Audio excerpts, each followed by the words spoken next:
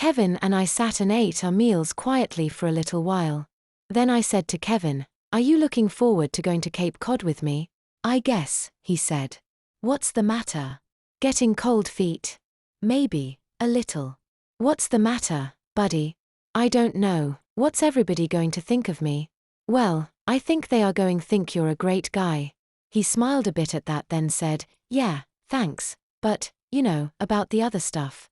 "Oh, nobody needs to know about that." Then I added, "I spoke to my mom and dad about you." "What did you tell them?" he asked, looking nervous. "I wasn't sure about, what we've been doing, and remember, my mom's a pediatrician and my dad's a psychiatrist. I wasn't gossiping. I went to see what they thought." "Oh, what did they say?" "That it sounded unusual, but if you were okay with it, they didn't see any problem."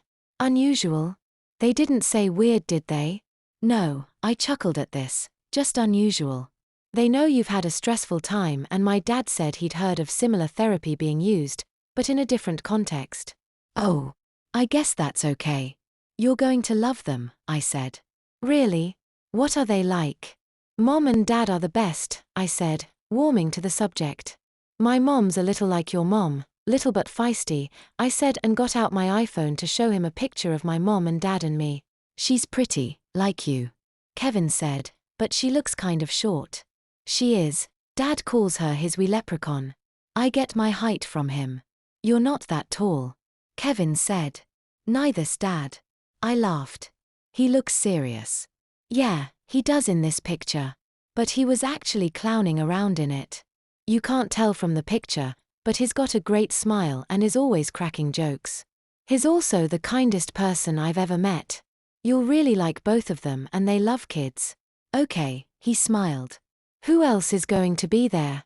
"Well, all of my brothers and sisters and their families." "You've got 6. "No, I'm one of 6. 5th of 6, I guess. There's Aiden, we call him Danny, he's the oldest and he's the doctor who's going to check out your sprains. He's married to Michelle and they've got 3 children, all under 7 years old." You made a face when you mentioned Michelle. "Don't you like her?" "You noticed her?" "No, not so much. She's difficult. I don't want to prejudice you against her." "Right, who else?" "Well, next is Emmett. He and Abby have twins, a boy and a girl who are 5 years old, and Abby's expecting their 3rd and 4th kids." "She's pregnant with twins?" "Yeah, it runs in the family. It's a good thing Emmett's an Abjuian." "Yeah, I guess if you're gonna have big families." "Then there are my 2 sisters. Tara is next. She's a doctor too, but she's staying at home to raise her sons.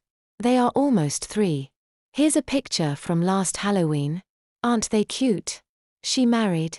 "Oh yeah, of course, her husband is Scott. He's a lawyer." "After her is Erin. She's in law school. She's only 2 years older than me." "She married?" "No, but I think she's getting serious, we'll see." "And then there's Mikey. He's the guy at Annapolis that you want to meet, and he's not married either. So what's that, your mom and dad, plus the 6 of you, 3 spouses and 7 kids, plus me, that's 17, big party." I laughed. "You don't know the half of it. This is a reunion of my dad's brothers and their families, and he's the oldest of 7 boys. We've had over 100 people at this thing. Wow, I kind of wish I had a big family." "Well, for the week, your cousin Kevin. Mom and I talked, we're going to say you're one of the cousins from her side of the family. We've had some of them at the reunion before, but people on Dad's side don't really know Mom's side all that well. You're going to call my mom Aunt Maggie and my dad Uncle Mike. As far as anyone is concerned, you're part of the family." Kevin smiled at this. I looked him in the eye and said, "How old do you want to be next week?" "Her?" he asked, puzzled.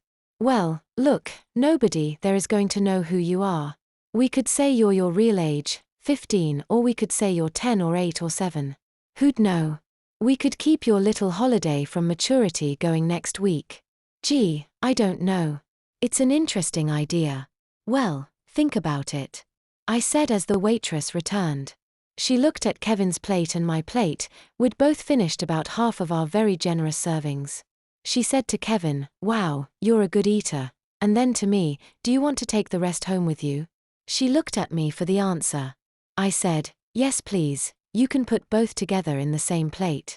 I think it'll be nice for lunch tomorrow. Definitely, she said, these dishes are really better the second day. Just be careful not to overdo it when you heat it up.